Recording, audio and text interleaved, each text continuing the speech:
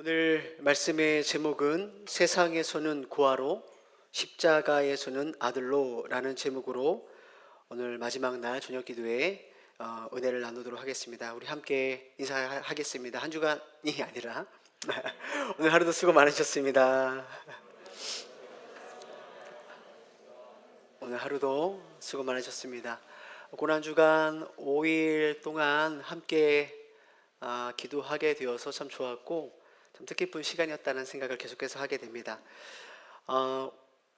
우리가 이제 이번 주 월요일부터 어제까지 우리가 계속해서 우리를 향한 이 하나님의 사랑이 얼마나 놀라웠는지를 우리가 계속해서 호세아서를 통해서 살펴봤습니다. 우리가 멸망의 낭떠러지로 가고자 할 때 하나님께서 가시와 담을 막으시면서 우리를 이렇게 낭떠러지로 떨어지지 않도록 하는 그런 절박한 하나님의 사랑도 우리가 보았고요.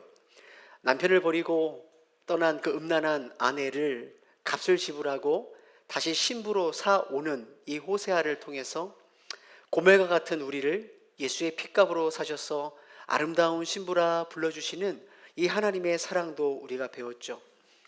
자신들의 분명히 잘못이 있지만 이틀 후에 살리고 3일째 일으켜달라, 이 당장의 불편함을 견디지 못하고 그냥 상황만 모면하려고 했던 그런 조급함에도 불구하고 하나님은 새벽 비처럼 늦은 비처럼 하나님의 때에 그렇게 우리를 신실하게 사랑해 주시는 그 하나님의 사랑도 우리가 살펴보았습니다. 어제는요, 우리의 손을 절대로 놓을 수 없다, 놓지 않겠다, 그 하나님의 놓지 못하는 손이 십자가에서 당신의 아들을 놓음으로 우리를 붙드는 그런 통곡하시는 하나님의 사랑도 어제 살펴보았습니다. 오늘 우리는 이제 그 모든 사랑의 최종적인 결말, 그 마침표를 보게 됩니다. 오늘 본문 1절 말씀에 보면 이스라엘아 내 하나님 여호와께로 돌아오라 라고 선포합니다. 무슨 말일까요? 이제는 제발 그 방황을 끝내고 가장 안전한 하나님 품으로 돌아오라라는 하나님의 사랑의 초청인 것이죠. 자, 그렇다면 이 완벽한 사랑의 초청에 응하기 위해서 이스라엘이 가장 먼저 해야 할 일들이 무엇이었을까요? 그것은 다름 아니라 바로 회개였다라는 거예요. 그래서 오늘 본문 1절에 보면 하나님께서 이스라엘 향해 아주 뼈아픈 진단을 내리십니다. 이스라엘아 내 하나님 여호와께로 돌아오라, 내가 불의함으로 말미암아 어떻게 해요? 엎드려졌다라는 거예요. 엎드려지다. 이 엎드리다라는 이 히브리어는 카샬이라는 단어를 쓰는데요, 이것은 그냥 길을 가다가 잠시 넘어져 비틀거리는 수준이나 잠깐 넘어진 그런 뜻을 가진 단어가 아닙니다. 이 카샬이라는 단어는 건물의 기둥이 완전히 썩어버려서 그 건물의 무게를 이기지 못하고 완전히 주저앉은, 완전히 폭삭 붕괴된 상태를 의미하는 게 카샬, 오늘 이 엎드리다라는 상태라는 거죠. 무슨 말일까요? 하나님은 지금 이스라엘의 상태가 완전히 주저앉은 이 영적인 파산 상태라고 말씀하고 계시는 거예요. 그것도 그럴 것이 우리가 여지껏 살펴본 것처럼 이스라엘은 너무나 오랫동안 하나님이 주신 은혜와 복을 세상의 바알에게 다 갖다 바쳤어요. 하나님을 향한 사랑도 믿음의 수고도 다 파산됐죠. 하나님의 백성의 거룩함도 파산됐고요, 하나님의 신부의 순결함도 다 파산됐습니다. 이것이 바로 오늘 내가 불의함으로 말미암아 엎드려졌다라는 바로 그 뜻에 있는 거죠. 성도님들, 이렇게 완전히 붕괴되어 스스로 일어날 힘조차 없는 이스라엘에게 하나님은 2절에 놀라운 처방을 말씀해 주세요. 2절에 보니까 모든 불의를 제거하시고 선한 바를 받으소서, 이렇게 기도하면서 돌아오라는 거예요.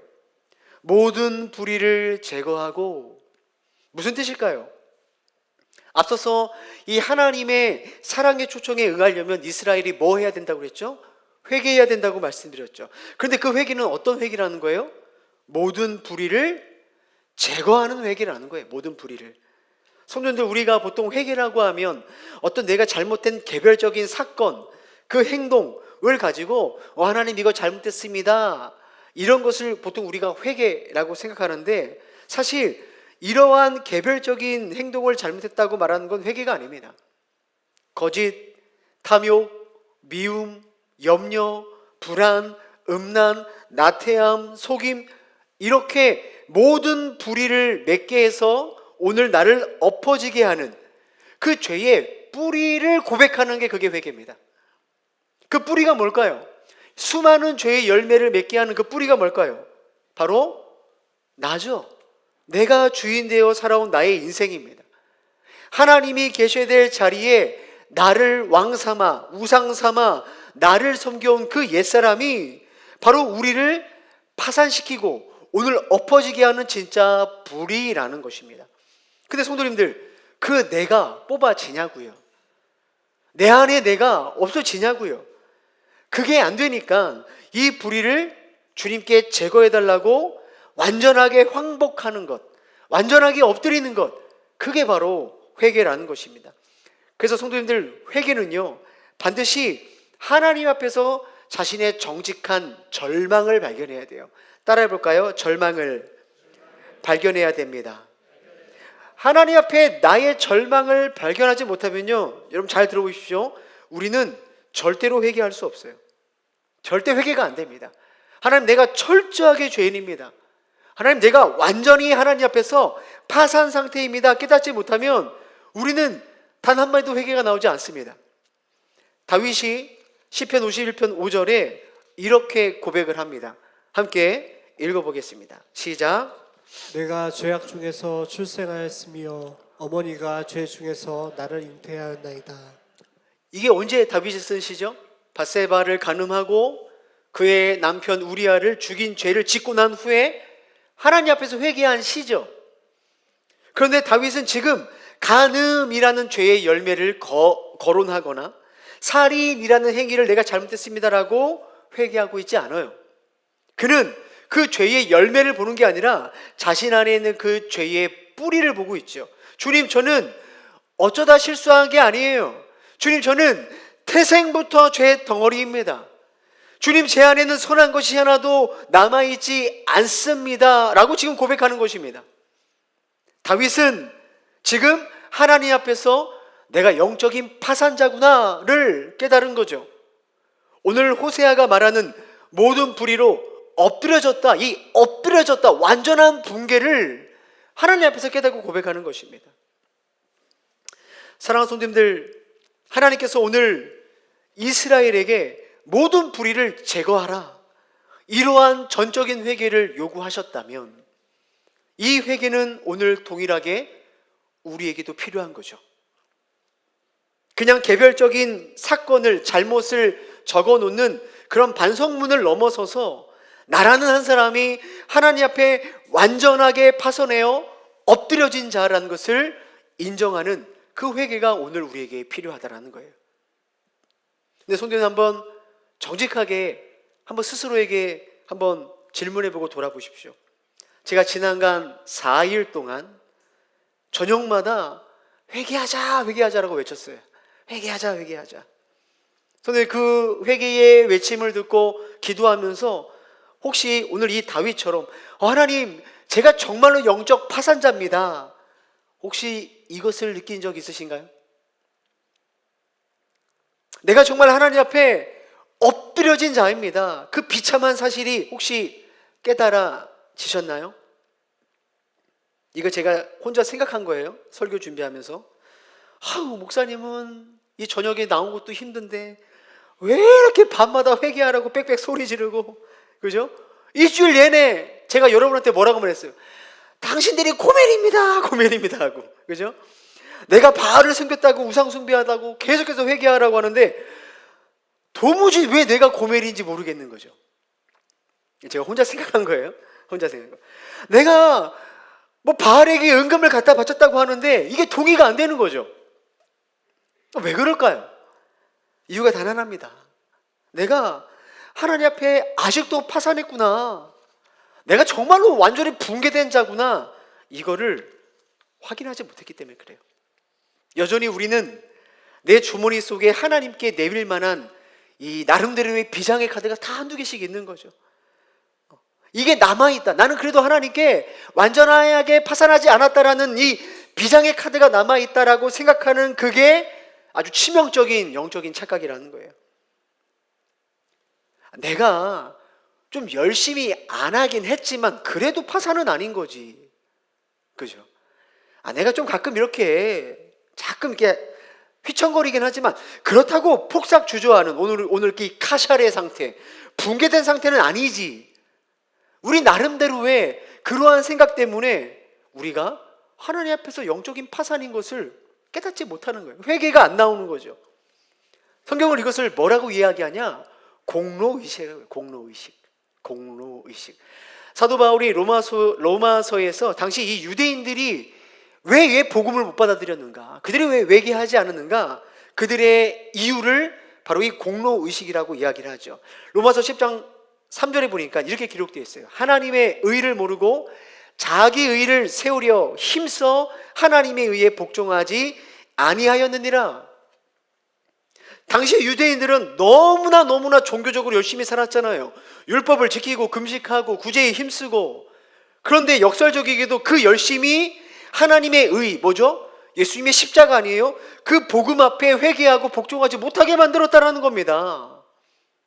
그들의 의가 하나님의 의를 가로막는 거예요. 내가 이만큼 했으니까 나는 파산자가 아니지. 이방인이 파산자지. 제가 파산자지. 나는 하나님 앞에 내밀 카드가 있다라는 게 바로 유대인들의 생각이었다라는 거예요. 그래서 그들은 결국 자신들의 이 공로의식 때문에 정작 하나님 앞에서 파산자임을 고백하고 회개하고 주어지는 하나님의 그 십자가 구원의 의를 다 놓쳐버린 거 아니에요? 오늘 저와 성도님들 안에 이런 모습 없습니까? 왜 우리가 회개하지 못합니까? 우리 안에요, 엄청나게 많은 공로의식이 다들 들어있어요. 저도 엄청나죠. 내가 그래도 몇 대째 내가 신앙의 가정인데, 내가 어렸을 때부터 모태신앙인데, 내가 그래도 주일은 꼭 지키는데, 내가 이렇게 11조 생활 잘하는데, 내가 봉사한 시간이 얼만데, 내가 다른 사람들 얼마나 잘 섬기고 베푸는데, 이런 마음이요, 입 밖으로 내지 않는데요, 너무나 차곡차곡 우리 안에 쌓여 있다라는 거예요. 잘 안 드러나죠. 잘 안 드러내요. 우리는 전문가예요. 근데 가끔가다 이것이 드러날 때가 있어요. 가끔 우리 교회 안에서 임치식하면 이게 드러납니다. 막 분란이 일어나고 시험이 왜 생기나요? 왜 나는 안 주냐는 거예요. 내가 쟤보다 뭐가 못해서.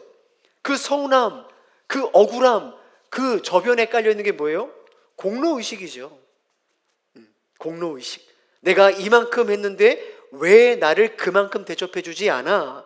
여러분, 그 마음이요, 하나님의 자비가 필요한 내가 고멜이 아니라 당연한 권리자로 우리를 착각하게 만든다는 거예요. 너무나 무서워요. 그래서 칼빈이 이렇게 경고를 했습니다. 인간이 자신의 의로움을 조금이라도 신뢰하는 한, 인간이 자신의 의로움을 조금이라도 신뢰하는 한 하나님의 자비가 들어설 자리가 없다. 내가 내 힘으로 설 수 있다라고 믿는 사람에게는 모든 불의를 버리고 하나님께 돌아오라는 이 호세아의 외침이 어떻게 들려요? 남의 이야기지 내 이야기가 아닌 거예요. 왜요? 난 고멜이 아닌데 뭘 다 버리고 돌아와. 나는 우상숭배자가 아닌데 뭘 다 버리고 돌아와. 이렇게 되는 거예요. 그리고 여러분, 이러한 공로의식이 반드시 가지고 있는 필연적인 열매가 있어요. 그게 뭔지 아세요? 교만과 위선이에요. 공로의식과 교만과 위선은 동전의 앞뒤면과 같습니다. 내가 하나님 앞에서 영적인 파산자인 것을 내가 회개의 자리에서 깨닫지 못하면 우리의 시선은 내가 아니라 누구를 향하게 됐어요? 당연히 옆에 사람들을 보는 거예요. 저 사람과 나를 비교하는 거예요. 그래도 내가 저 집사님보다 낫지. 내가 그래도 저 성도보다 낫지. 그죠? 나는 저 정도가 아니야 라는 이 교만과 위선이 우리로 하여금 회개를 못하게 막는 것입니다. 그래서 이런 말이 있어요. 세상에 딱 두 종류의 사람이 있다고 합니다. 스스로 죄인이라고 믿는 의인과 스스로 의인이라고 믿는 죄인. 이게 아마 블레이즈 파스칼이 했던 말 같은지 기억이 나는데, 스스로 죄인이라고 믿는 의인과 스스로 의인이라고 믿는 죄인.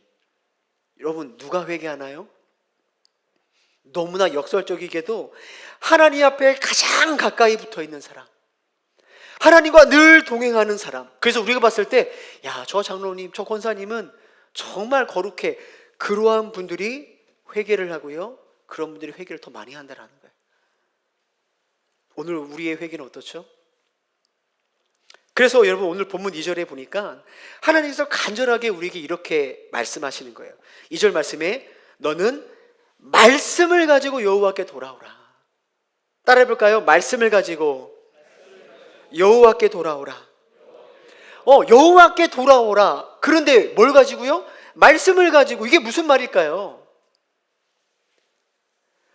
우리는요, 내 생각, 내 기준, 내 상황, 내 입으로 잔뜩 늘어놓는 그 변명이 우리의 기준이 되면서 살아가는 거예요. 그것이 아니라 하나님이 나에 대해서 진단하신 그 말씀을 가지고 나를 그대로 인정하라는 거예요. 내 판단보다 하나님의 판단, 그 진단이 더 먼저 돼야 된다는 거죠. 그것이 바로 하나님께 돌아갈 수 있는 유일한 통로라는 거예요. 그래서 내 말씀을 가지고 여호와께 돌아오라라고 말씀하시는 거죠. 성경이요, 오늘 우리에게 고멜이다 그러면 뭐예요? 우리는 고멜인 거예요. 고멜 같은 다른 사람 찾는 게 아니라 주님, 맞습니다. 제가 음란한 고멜입니다. 그것을 인정하라라는 거예요. 성경이요, 네가 지금 누리고 있는 그 은과 금을 내가 준 건데 너가 그것을 가지고 세상 마을을 섬기는구나, 낭비하고 있구나, 그렇게 고발할 때 어떤 집사님, 어떤 권사님 떠오르는 게 아니라요, 주님, 제가 그렇습니다. 제가 주님 주신 은혜를 우상의 제단 안에 쏟아버린 사람입니다. 그것을 인정하라는 거예요. 말씀이요, 너는 스스로 일어설 힘이 없는 영적 파산자다라고 선언하면 주님, 저에게는 이것도 있고요, 이것도 있고요, 이것도 있고요, 그런 거 꺼내놓지 말고요, 주님, 제가 바로 엎어진 자입니다. 주님이 이렇게 주지 않으면 저는 설 수 없는 자입니다. 그걸 인정하라는 거예요. 찬송가 중에 이런 찬송가가 있어요. 세상 풍조는 나날이 변하여도 나는 내 믿음 지키리니. 세상 풍조는 너무나 변하죠. 그때 여러분, 우리의 믿음을 어떻게 지킬 수 있어요? 말씀을 붙들고 지킬 수 있는 거예요. 사랑하는 성도 여러분, 이 변하는 이 세상이, 이 풍조가 저와 여러분의 신앙의 기준이 될 수 없는 거죠. 옆에 있는 저 사람이 저렇게 산다고 해서 그게 우리의 신앙의 기준이 될 수 없는 거 아닙니까? 어떤 대단한 유명한 교회나 어떤 훌륭한 목사님이 하는 그 말이 저와 여러분의 기준이 되는 거예요? 아니죠. 동행교회와 저와 성도님들의 유일한 기준은 오직 하나님의 말씀이 되어야 된다는 거예요. 왜요? 그래야만 내가 내 생각에 솟지 않고 정확하게 하나님께 돌아갈 수 있기 때문에 그래요. 하나님께서 선악과 먹으면 어떻게 된다고 했죠? 반드시 죽으리라. 하나님의 말씀은 정확합니다. 반드시 죽으리라. 근데 그 말씀이 어떻게 바뀌었어요? 죽을까 하노라. 죽을까 하노라. 말씀을 기울어버린 거죠. 흐려버리는 거죠. 내 형편과 내 생각에 맞춰 죽으리라를 죽을까 하노라 되는 순간, 그때부터 우리는 망하는 거예요. 하나님부터 멀어지게 되는 것입니다. 사랑하는 성도님들, 우리 동행교회 모든 성도님들 안에 말씀의 기준이 온전히 회복되어지길 주의 이름으로 축복합니다. 그래야만 우리 안에 있는 불의함이 제거가 된다니까요. 그래야만 하나님께 돌아가는 은혜가 시작된다니까요. 여러분, 그러한 회복의 역사가 나타나기를 간절히 소망합니다. 마지막으로, 말씀 앞에 우리가 정직하게 회개해야 될 때 반드시 우리에게 나타나는 현상이 있어요. 내가 회개할 때 어떠한 일들이 나타나는가? 자, 3절에 보면 우리가 회개할 때 하나님 앞에 내려놓아야 될 목록이 있다는 거죠. 자, 3절 말씀 함께 읽어보겠습니다. 시작. 우리가 아수르의 구원을 의지하지 아니하며 말을 타지 아니하며 다시는 우리의 손으로 만든 것을 향하여 너희는 우리의 신이라 하지 아니하오리니. 보십시오. 진정한 회개는 그들의 입술로 끝나지 않습니다. 나를 지켜줄 것 같았던 세상의 힘을 이제는 끊어내는 거죠. 세상의 신랑을 끊어내는 겁니다. 그 바알신을 끊어내는 겁니다. 그런데 오늘 본문을 보세요. 이스라엘이 가장 먼저 내려놓겠다고 선포하는 것이 뭐죠? 바로 아수르입니다. 아수르, 우리 어저께 살펴보지 않았습니까? 어저께 그저께 아수르는요, 하나님이 이스라엘의 죄를 깨닫게 하시려고 사용하신 심판의 막대기였어요. 회초리였어요. 그런데 이스라엘이요, 하나님께 매를 맞으면서도 그 매를 피하기 위해서 하나님께 피하는 게 아니라 누구한테 피해요? 매를 때리고 있는 아수르에게 피하고 있었어요. 아수르에게 제발 우리를 구원해달라고, 우리 치지 말라고 매달리고 있었어요. 그러니까 나를 무너뜨리고 있는 세상의 힘을 나를 지켜줄 지팡이로 믿고 착각하고 있었다는 거예요. 사실 오늘 이러한 모습들이 우리에게도 그대로 나타납니다. 하나님이 우리의 영혼을 깨우기 위해 고난을 주시고 우리의 삶을 흔드실 때 우리는 하나님께 항복해야 되는데 오히려 또다시 세상에서 방법을 찾아요. 나를 하나님으로부터 멀어지게 만들었던 그 세상의 성공을 다시 붙잡으려고 합니다. 하나님이 주신 은과 금으로 오히려 바알을 섬기게 했던 그 독이 된 그 풍요를 또다시 구걸하면서 이것만 있으면 이 위기를 넘어갈 수 있겠지라고 생각하는 거죠. 사람을 의지하고 내 실력 의지하다가 넘어졌으면 하나님 의지해야 되는데 우리는요, 또 다른 의지할 사람을 찾아요. 대단하죠? 나 안에 남은 게 뭐지? 다시 내 힘을 의지하려는 시도를 끊임없이 한다라는 거예요. 이게 바로 비극적인 어리석음이죠. 나를 징계하는 막대기를 나를 지켜줄 구원의 지팡이로 착각하는 것. 이게 여러분 우리 안에 깊이, 너무나 깊이, 그래서 나와 한 몸이 된 이 뿌리 깊은 우상 숭배의 실체라는 거예요. 성도님들, 하나님 말고 여러분을 구원해 줄 거라 믿고 의지하는 이 모든 가짜 지팡이는 다 꺾어버리셔야 돼요. 목사님, 세상 것들 다 내려놓으면 죽으라는 말입니까? 이런 생각 드시는 분 있겠죠. 성도님들, 이것은 여러분 보고 열심히 일하지 말라, 소유하지 말라, 그 말 하는 게 아니에요. 하나님이 지금 말씀하시는 게 뭐예요? 소유를 말하는 게 아니라 신뢰를 말하는 거예요. 신뢰. 소유가 아니라 신뢰. 너의 신뢰의 대상이 뭐냐? 소유냐? 나냐? 하나님은 하나님 아버지 외에 다른 아버지를 두지 말라고 하는 거예요. 우리가 이처럼 세상의 배경도, 때로는 성경도, 성공도, 때로는 돈도, 때로는 내 경험과 인맥도 더 이상 나의 아버지라 삼지 않고 내려놓는 순간, 그때는 정말 세상에서 마치 고아처럼 느낄 때가 있을 겁니다. 나를 지켜주던 울타리가 사라진 것 같고, 나의 인생을 보장해주던 배경이 사라진 것 같고, 내가 즐기던 것을 다 내려놓으면 불안함이 찾아오죠. 나 이렇게 살아도 되나? 근데 성도님들, 기억해 보십시오. 우리 지금 호세아서를 계속해서 우리가 살펴본 것처럼 진짜 호세아를 통해서 비극은 뭐였어요? 세상 사랑하는 것 때문에 참된 신랑 하나님의 사랑을 놓친 게 비극이었잖아요. 세상 의지하는 것 때문에 참된 아버지를 놓친 게 그게 비극이었잖아요. 호세아서가 계속 그걸 말하고 있는 거 아닙니까? 우리가 세상 즐기느라고 하나님이 주시는 참된 즐거움을 오늘날 우리가 놓치는 게 그게 비극이라는 게, 그게 비극. 못 먹고 못 살고 못 노는 게 비극이 아니라 하늘의 신령한 기쁨을 누리지 못하는 게 그게 비극이라는 거죠. 우리에게 주신 귀한 시간을 그냥 이 세상 즐기느라고 허비하는 것, 그게 비극이라는 거예요. 그게 비극. 그게 죄인지 모르고 사는 게 우리의 슬픔이라는 거죠.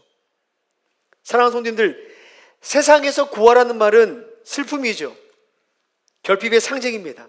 그러나 하나님 앞에서 세상에 구하는 절대로 슬픈 말이 아니에요. 3절 하반절 이렇게 이야기하죠. 이는 고아가 주로 말미암아 뭘 얻어요? 국류를 얻음이라.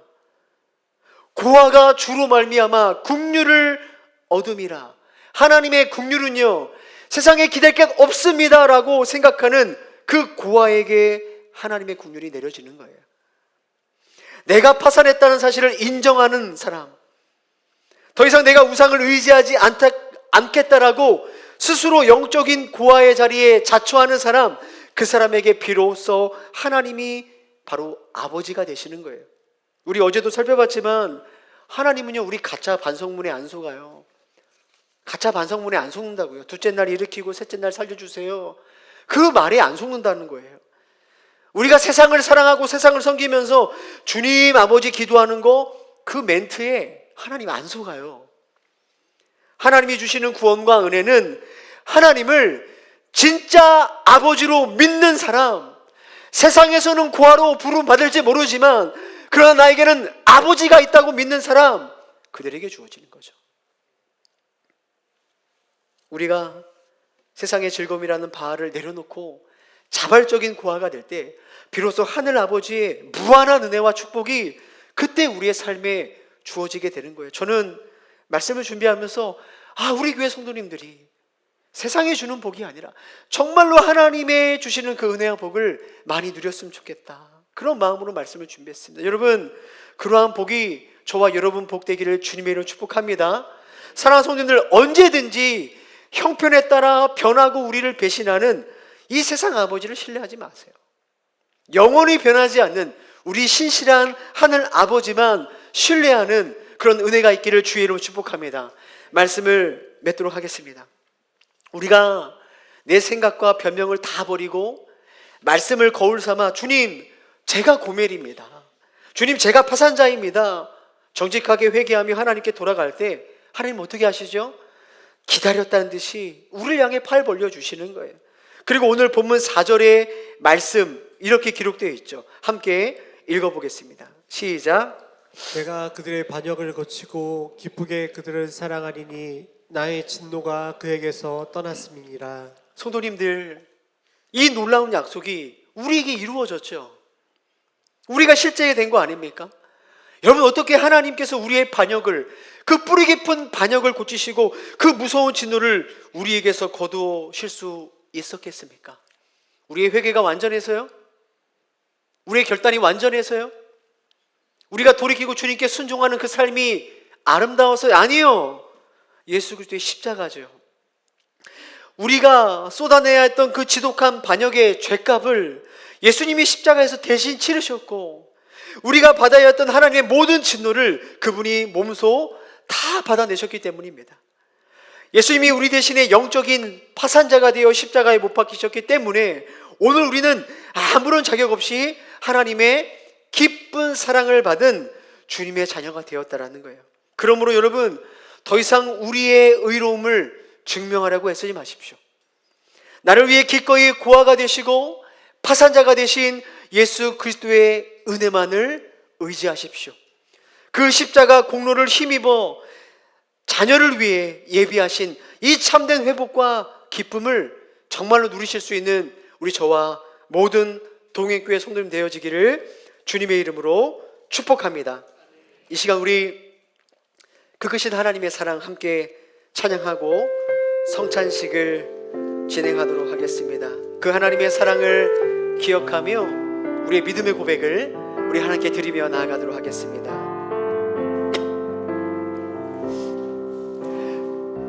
그 크신 하나님의 사랑 말로 다여 용 못하네. 저 높고 높은 별을 넘어 이 낮고 낮은 땅 위에 죄범한 영혼 구하려 그 아들 보고 내 삶과 목재물 삼으시고 죄 용서하셨네.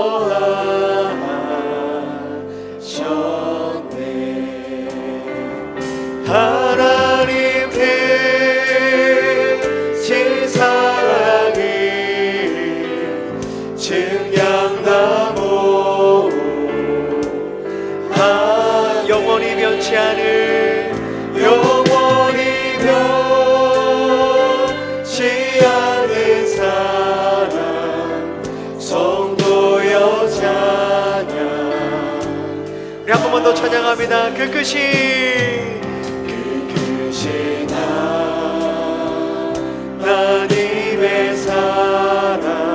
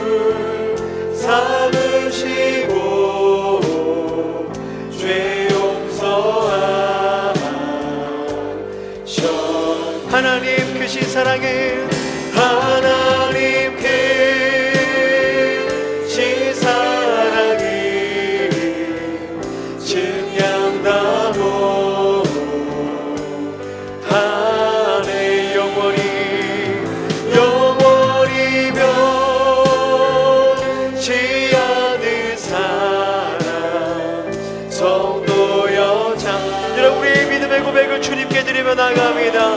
하나님 크심, 하나님